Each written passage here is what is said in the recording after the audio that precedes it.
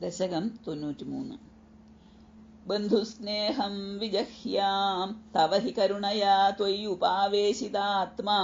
सर्वं त्यक्त्वा चरेयं सकलमपि जगद्वीक्ष्य मायाविलासम् नानात्वात् भ्रान्तिजन्यात् सति खलु गुणदोषावबोधे विधिर्वा व्यासेधो वा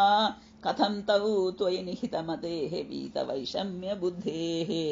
क्षुतृष्णालोपमात्रे सततकृतधियो जन्दवः सन्ध्यनन्दाः तेभ्यो विज्ञानवत्वात् पुरुष इह वरः तर्जनिर्दुर्लभैव तत्राप्यात्मात्मनः स्यात् सुहृदपि च रिभुः यस्त्वयि न्यस्तचेताः तावोच्छित्तेरुपायं स्मरति स हि सुहृत् स्वात्मवैरी ततोऽन्य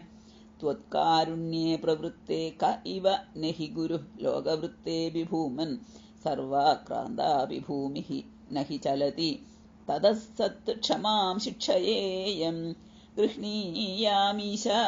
तत्तद्विषयपरिचयेऽप्यप्रसक्तिं समीरात् व्याप्तत्वं चात्मनो मे गगनगुरुवशात् भातु निर्लेपता च स्वच्छस्यां पावनोऽहं मधुर उदकवद्वह्निवन्मा स्म गृह्णां सर्वानीनोऽपि दोषं तरुषु तमिव मां सर्वभूतेष्ववेयां पुष्टिर्नष्टिकलानां शशिन इव तनोः नात्मनोऽस्तीति विद्यां तोयादिव्यस्तमार्ताण्डवदपि च तनुष्वेकतां त्वत्प्रसादात् स्नेहात् व्याधात्तपुत्रप्रणयमृतकपोदायितो मास्म भुवं प्राप्तं प्राश्नन् सहेयक्षुधमपि शयुवत् सिन्धुवत् स्यामगाधः मापप्तं योषिदादौ शिखिनि शलभवद्भृङ्गवत्सारभागी भूयासं किन्तु तद्वत् धनचयनवशात्माहम् ईश प्रणेशम् मा बध्यासं तरुण्या गज इव वशयानार्जयेयं धनौघं हर्तान्यस्तं हि माध्वीहर इव मृगवत्मामुखं ग्राम्यगीतैः नात्यासज्येय भोज्ये झष इव बलिशे पिङ्गळावन्निराश सुप्रियां भर्तव्ययोगात् कुरर इव विभो सामिषोऽन्यैर्न हन्यैः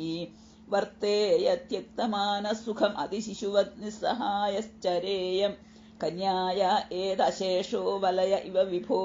वर्जितान्योन्यघोष त्वच्चित्तो नावबुद्ध्यै परमिषु कृदिव श्माभृदायानघोषम्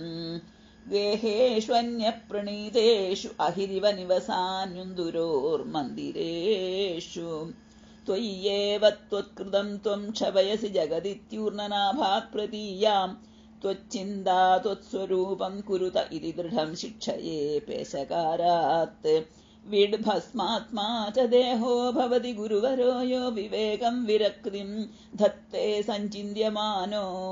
मम तु बहुरुजा पीडितोऽयं विशेषात् हि मे देहमोहं त्यज पवनपुराधीश यत्प्रेमहेतोः